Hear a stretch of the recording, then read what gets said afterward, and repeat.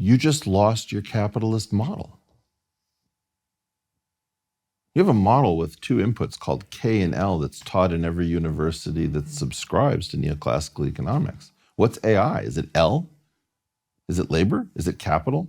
What the heck is it? This is the first time that humans are not being chased into higher and higher levels of work. We're being chased out of repetitive work, whether it's high-level repetitive work in the way that a neurosurgeon might perform, or low-level repetitive work.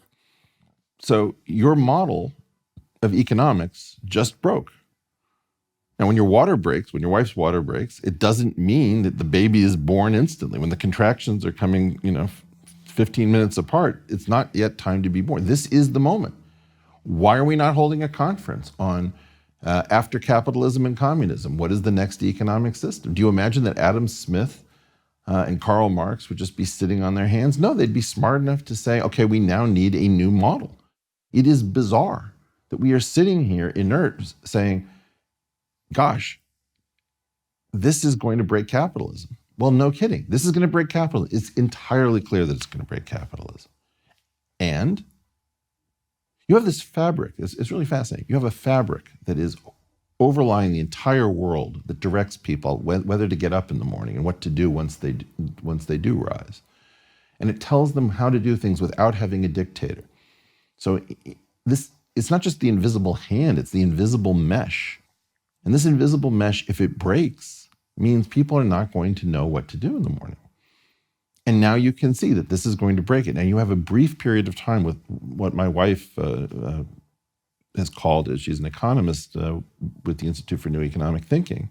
She says this is the golden age of AI complementarity, where a human being making prompts can ask the large language model or neural net, whatever you like, questions, and the two of them in dialogue can create something. It's sort of like when humans and computers started playing chess together.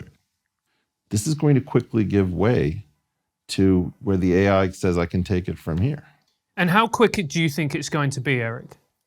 Probably pretty quick, but keep in mind that there's some things that could happen. Because what these machines are doing is reading a human corpus, when it comes to language models, let's say, it could be that they asymptote based on how clever we've been. For example, they don't do a very good job in areas where there are fewer than 200 people writing about a very high-level scientific subject. So I ask these computer models a lot about determinant line bundles, not something in general conversation. And they're terrible at it because they don't know what to read or how much, they don't have enough.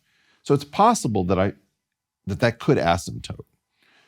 But the thing you really have to keep in mind is that a clever person at one of these AI outfits might figure out how to teach computers to do things that no one has done. So we know that they have emergent behaviors, that you may not teach them Bengali, but they realize they have to learn Bengali in order to tell you about Tagore, so learn Bengali they do. That's an emergent behavior. What happens when they start to, I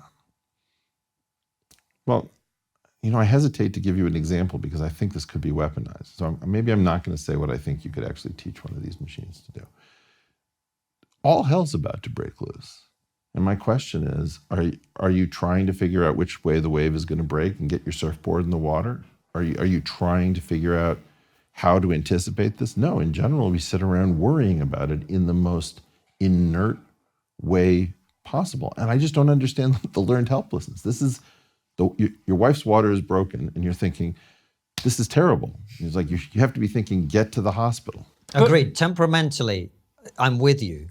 But I think what Francis is getting at is, look, I introduced you as one of the smartest people in the world. I stand by that introduction. There are also some other smart people some of whom are saying, we got to shut this shit down right now. We need a moratorium. We can't allow this to go. How's that working?